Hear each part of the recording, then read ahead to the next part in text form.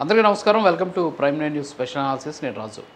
నిన్న సుప్రీంకోర్టులో ఒక కీలకమైనటువంటి పరిణామం చోటు చేసుకుంది. ఎస్పెషల్లీ జగన్మోహన్ రెడ్డికి సంబంధించినటువంటి అక్రమాస్తుల కేసులు, అలాగే సిబిఐ, అలాగే ఈడీ కేసులకు సంబంధించి సుప్రీంకోర్టులో రఘురామకృష్ణరాజు దాఖలు చేసినటువంటి కేసుకు సంబంధించి ఒక కీలకమైనటువంటి అంశం చోటు చేసుకున్నటువంటి పరిస్థితి.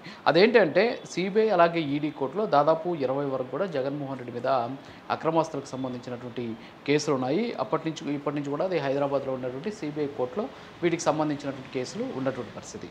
అయితే 2013లో తెలంగాణలో ఉన్నటువంటి, అంటే హైదరాబాద్లో ఉన్నటువంటి సిబిఐ కోర్టు జగన్మోహన్ రెడ్డికి బెయిల్ మంజూరు చేసింది. అప్పటి నుంచి కూడా జగన్మోహన్ రెడ్డి ఈ బెయిల్ మీదే ఉన్నారు. అయితే జగన్మోహన్ రెడ్డి ముఖ్యమంత్రి అయినటువంటి నేపథ్యంలో సాక్షులను ప్రభావితం చేస్తున్నారు, అంతేకాకుండా ఈ కేసు ముందుకి సాగకుండా ఆయన తనకున్నటువంటి అధికారాన్ని అడ్డం పెట్టుకుని ప్రయత్నాలు చేస్తున్నారు అనేటటువంటి ఒక కొత్త వాదన తెరపైకి తీసుకొచ్చినటువంటి ప్రస్తుత ఉండి ఎమ్మెల్యే, అప్పట్లో ఎంపీగా ఉన్నారు ఆయన రఘురామకృష్ణరాజు, తొలుత అంటే 2021లో సిబిఐ న్యాయస్థానంలో కేసు దాఖలు చేశారు. ఆ కేసుకు సంబంధించి బెయిల్ రద్దు చేయాలి, అలాగే కేసుకు సంబంధించిన విచారణని త్వరితగతిన పూర్తి చేయాలని చెప్పేసి ఆయన కేసేసింది. దీంతో సిబిఐ న్యాయస్థానం దాన్ని కొట్టేసింది. ఆ తర్వాత ఆయన 2022లో తెలంగాణ హైకోర్టులో మళ్ళీ ఇదే కేసేశారు. జగన్మోహన్ రెడ్డి ముఖ్యమంత్రిగా ఉన్నటువంటి నేపథ్యంలో ఆయన దీని మీద సాక్షుల్ని ప్రభావితం చేస్తున్నారు కాబట్టి ఈ కేసుని త్వరితగతిన పూర్తి చేయాలి, అలాగే ఆయన బెయిల్ కూడా రద్దు చేయాలని చెప్పేసి కోరినటువంటి పరిస్థితి. అయితే దాన్ని కూడా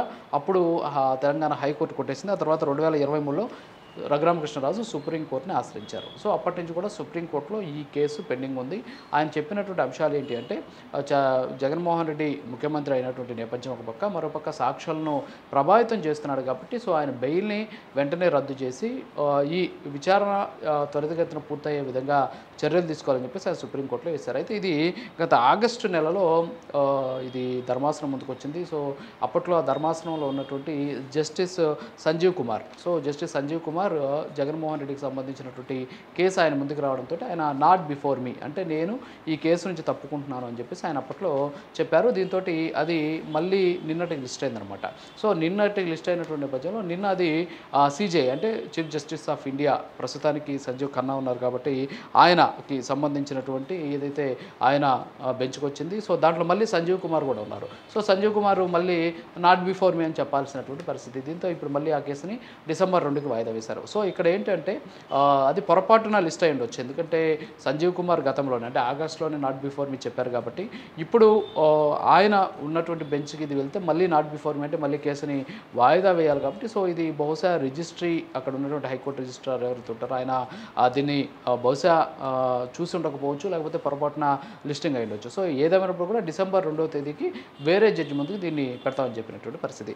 ఇది ఇలా ఉంటే మొదటి నుంచి కూడా, అంటే దాదాపు 10 ఏళ్ళు అవుతుంది ఇప్పటికీ జగన్మోహన్ రెడ్డికి బెయిల్ ఇచ్చి బెయిల్ని రద్దు చేయాలి అని చెప్పేసి రఘురామకృష్ణరాజు కేసు వేయడంతో పాటు ఆయన అనేక రకాలకు కూడా దీని మీద వాదిస్తూ వస్తూ ఉన్నటువంటి సిచ్యువేషన్ ఉంది. అయితే దీనికి సంబంధించి సిబిఐ కూడా రఘురామకృష్ణరాజు వేసినటువంటి పిటిషన్ని దాదాపుగా అంగీకరించట్లేదు. ఎందుకంటే కేసులు అక్కడ ఏదైతే నాంపల్లి ఇప్పుడు ఉన్నటువంటి సిబిఐ కోర్టు ఏదైతే ఉందో, సిబిఐ కోర్టులో సరైనటువంటి సిబ్బంది లేకపోవడం, తర్వాత ఎక్కువగా కూడా డిశ్చార్జ్ పిటిషన్స్ యాడ్ అవ్వడం, దీంతోపాటు అక్కడ న్యాయమూర్తులు, అంటే అక్కడ ఉన్నటువంటి న్యాయమూర్తులు రెగ్యులర్గా అంటే వాళ్ళకి పోస్టింగ్స్ లేకపోవడం, 2 ఏళ్ళు కాకముందుకి వాళ్ళు మళ్ళీ బదిలీ అవుతూ ఉండడం, ఈ సమస్యలతో పాటు దాదాపుగా ఈ కేసుకు సంబంధించి కొన్ని అంశాలను కూడా సిబిఐ చెప్పినటువంటి పరిస్థితి. అందులో 1671 డాక్యుమెంట్లు కేసుకు సంబంధించింది.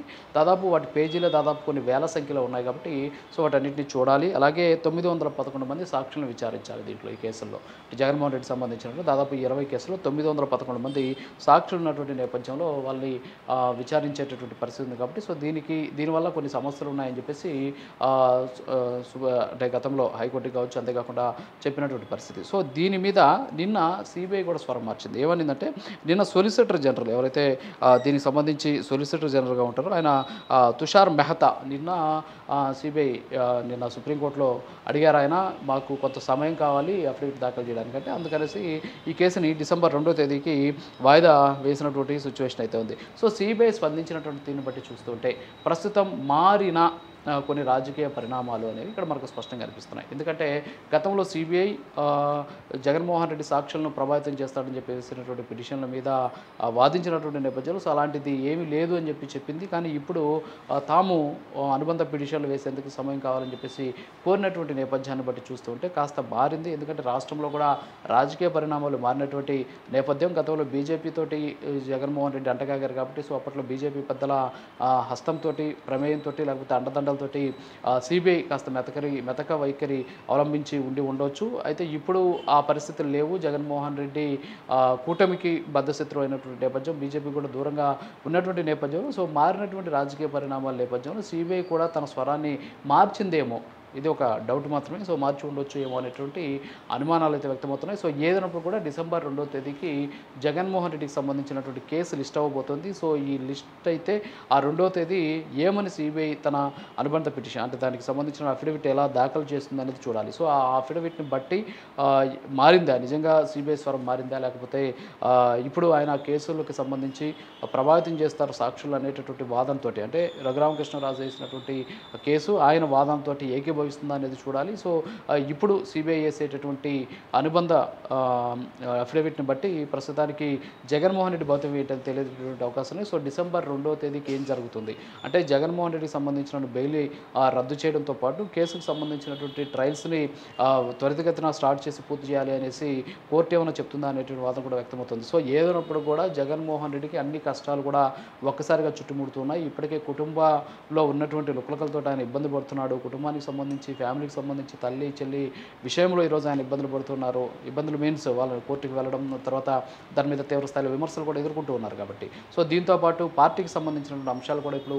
ఆయన తీవ్రంగా కలవర పెడుతున్నాయి. కొంతమంది పార్టీని వదిలేసి వెళ్ళిపోతూ ఉండడం, ఫిరాయింపులు జరుగుతూ ఉండడం, దీంతోపాటు సోషల్ మీడియాకి సంబంధించినటువంటి అండగా ఉంది, తనకు సపోర్ట్గా ఉంది సోషల్ మీడియా అనుకుంటే సోషల్ మీడియాలో ఉన్నటువంటి వాళ్ళని అరెస్ట్ చేయడం, ఇప్పుడు తాజాగా ఈ సిబిఐకి సంబంధించినటువంటి కేసులు అంటే పాత కేసులకు సంబంధించినటువంటి అంశానికి సంబంధించి బెయిల్ రద్దయ్యేటటువంటి సూచనలు కనిపిస్తూ ఉండడం. సో వీటన్నిటి బట్టి చూస్తుంటే జగన్మోహన్ రెడ్డి పీకల్లోతు కష్టాల్లో కూరుకుపోతున్నారు అనేది ఇక్కడ మనకు స్పష్టంగా తెలుస్తుంది. ఇది వాళ్ళ అనాలిసిస్. మరో అనాలిసిస్ మళ్ళీ కలుద్దాం. నమస్కారం.